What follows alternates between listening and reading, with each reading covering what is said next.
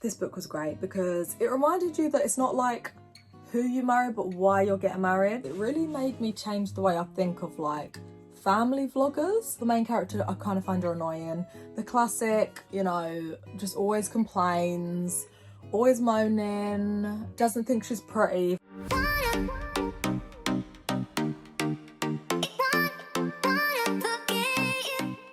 Hi everyone, it's Eden-Olivia. I hope you're well. Welcome. In today's video, I'm going to talk about the 6 books I read in September. If you're looking here and thinking there's only 4, you're correct. 2 of them were audiobooks, so I'm going to start with them. The first book I read, Driven by Eternity by John Bevere. Let me tell you right now, this is one of the best books I've ever read in my entire life. If somebody asked me like what's in your top 5, top 3 books of all time, this book. The first time I read it was a good few years ago, and I remember during and after I thought I need to sort my life out, and I felt the same. I felt the same reading it this time. Quick backstory. I did have the physical book. It's actually my brother's. I lent it to someone, they've not given it back, so that's the end of that. So sorry to my brother. And also shout out to Spotify because the book was on Spotify, so I was like, stunning, we'll be listening to that again. Listen, if you want a book that's going to really shake you up and make you like, you know, sort your life out, this book. First of all, John Bevere's voice is so good. Like me and my nan were talking about it. He's got such a great voice where you'd want to listen to it. The first chapter talks about eternity, how we've all got like a plan and a purpose. God has a plan and a purpose for us. You're not just on earth by an accident, by a mistake, just taking up space. You're here for a reason. And then chapter 2 is like an allegory, so it's like a fictional world, and as an audiobook, this was so good. There was like music, the actors' voices, you really felt like you was in this other land. It was great. And that whole allegory is about us. So how we've all got a plan and a purpose, how we're meant to be doing something on earth, have to be faithful with what you've got, and then depending on what you do now is how you're going to spend eternity. It was very sobering. There's like 5 characters, I can't remember all their names, but one of them's like Charity, one of them's Two-Faced, one of them's Deceit, and it's just how, you know, the girl who is literally doing the right thing, living by God, she might be seen as boring or annoying or not really having fun, but she's the one who's actually faithful, and then in eternity she's living her best life. Whereas the others, Deceit and stuff, they like, you know, I'm a Christian, you know, I'm doing my thing, you know, God's grace and God will forgive me. God's a, you know, a loving God, which is true. God is also just and we all need to be doing something on this earth. It just gave me clarity. And then after chapter 1 and 2, the rest of the book kind of talks about the allegory, and then it's very like practical on how we should be living and how we should look at ourselves. There's Bible scriptures. Oh, guys, it was such a good book. 5 out of 5 from me. We'll always recommend this book. We'll always reread this book. Yeah, no faults, nothing wrong with it. Loved it. Great book. Okay, the second book I listened to was The Sacred Search. Again, another book I've read. I can't remember if I read this last year or the year before, but I love it. This was on an audiobook as well because I lent this to a friend. She gave it back, shout out to her.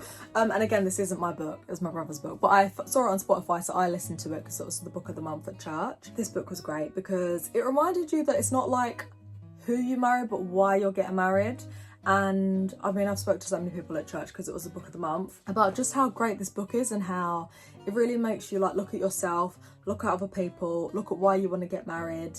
There's like a chapter in the book that talks about the different type of couples, and there's some couples who like want to do absolutely everything together, have the same friends, have the same hobbies, work together, just do everything together, and there's nothing wrong with that. But if you're the kind of person who wants that and then your spouse doesn't, you're gonna have some issues. It even talks about couples who like, you know, as soon as they have kids, their whole life is about the kids, holidays about the kids, conversations about the kids, everything is about the kids, which again, nothing wrong with that. But if you marry someone who isn't on the same level as you, good luck in that marriage. It also, I'm pretty sure I did say this when I spoke about the book either last year or the year before, but it did talk about soulmates, and I didn't know until I read this book the first time that the whole soulmate thing, you know, when some people believe that there's only one person on the earth who's like perfect for you, you're destined to be with. That's like from Greek mythology, I didn't know that. And also it did make it clear and very like, if you do believe in that, it really explained how it just can't be, because if one person in the whole history of humanity had messed up, let's just say that it is true and there's only one person in this world for you. Let's just say within the last 1,000 years, one person's messed up, everyone else would have messed up, because those 2 people would be with the wrong 2 people, would be with the wrong 2 people. yeah, love this book. It was so easy to read, and at the end of every chapter there's questions, which I loved because it makes you think, have I been paying attention? Do I know the answers? So yeah, this book, 5 out of 5 from me. Would recommend, will reread. Great. Do you know what, the audiobooks this month, they were great. They were good books, I'll tell you that. Now to the physical ones.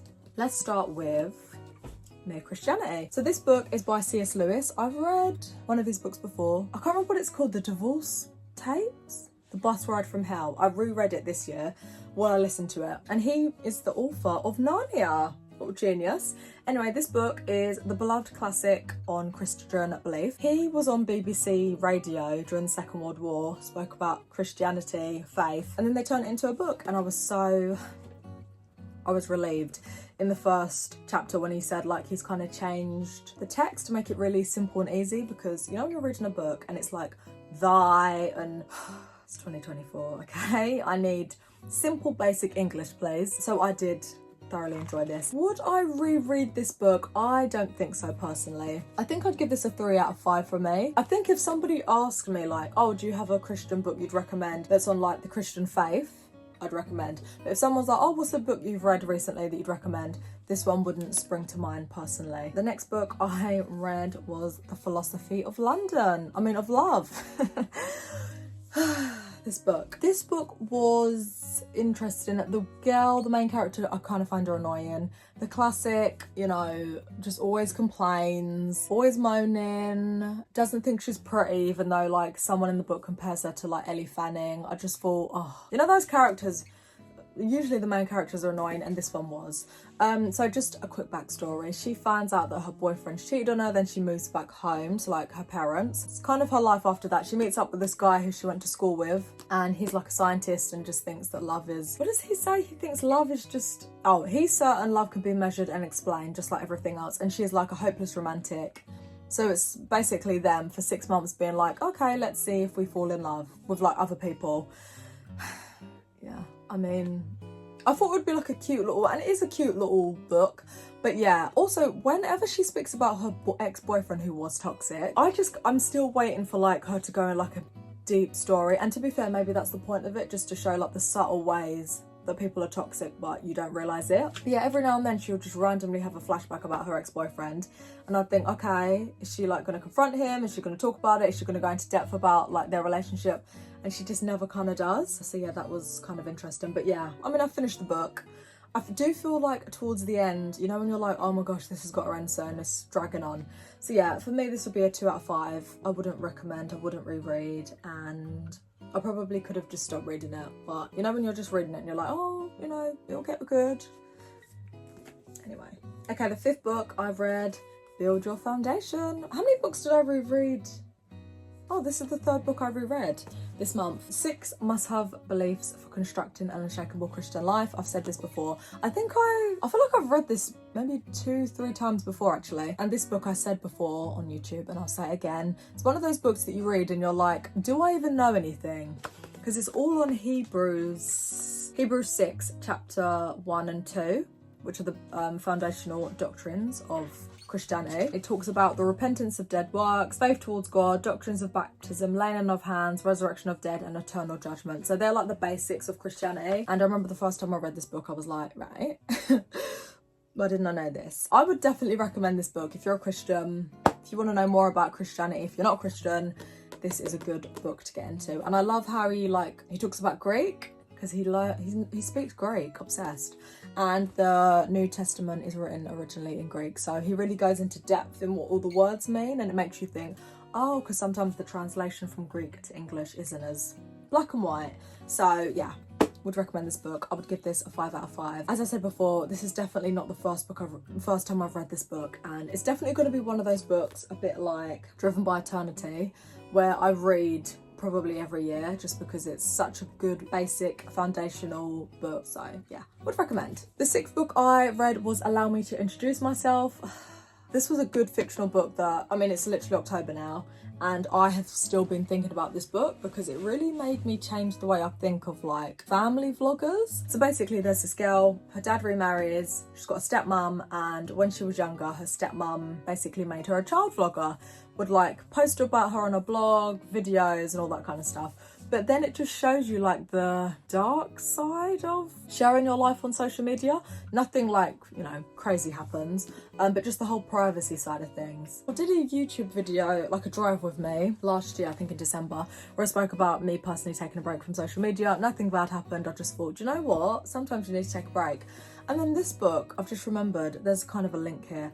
I am not a child star vlogger, but this book does make you think we need to stop consuming family content. I'm sorry to the family vloggers, but this book made me reevaluate it, because I even saw a TikTok actually in real, like literally in real life, not in this fictional world. Saw a TikTok the other day of this woman. I didn't actually finish watching it, but she was basically saying, I'm going to describe someone and I want you to tell me if you think I know the person or if they're a vlogger.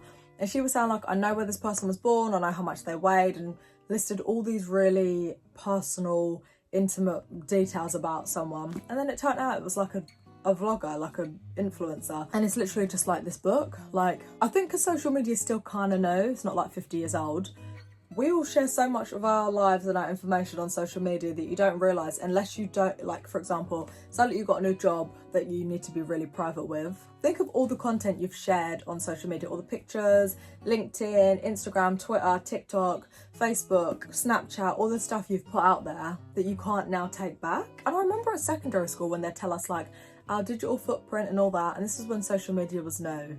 Back then, and they were telling us this, and now look, this book, so good. And the thing is, what I really liked about this book is the stepmom wasn't evil, so it wasn't so black and white like, oh, the stepmom's evil and she's just like, it's almost like the stepmom couldn't see what was really wrong with it. And it spoke about like how fractured the family life was now that the daughter's like, I don't want to be on social media anymore. It was so good. And the main character is black and her stepmom's white, so there was a few bits about race in it as well, which was really interesting. Yeah, I loved it. Really would recommend this book. It was such a good read. I couldn't wait to get on the train to read it. It was one of those kind of books. Yeah, I thoroughly enjoyed it. So yeah, this for me is a 5-star read. 10 out of 10 would recommend. Not gonna lie, it's a 5-star read, but I wouldn't reread it. As I've said before, I'm not really one to reread fiction. But still, it's a 5-star from me. Would recommend. We'll think about it, but wouldn't reread. But yeah, hope you guys have enjoyed this video of all 6 of the books I've read in September. Hope you guys have enjoyed this video. If you've read any of these books or would recommend any books, please let me know, because I mean, actually, don't tell me your recommendations, because I've still got so many books to get through. And I'm not buying any more books until I've actually read everything on my bookshelf, so self-control, hashtag saving season. Anyway, I love ya. Hopefully I'll see you in my next video. Yeah.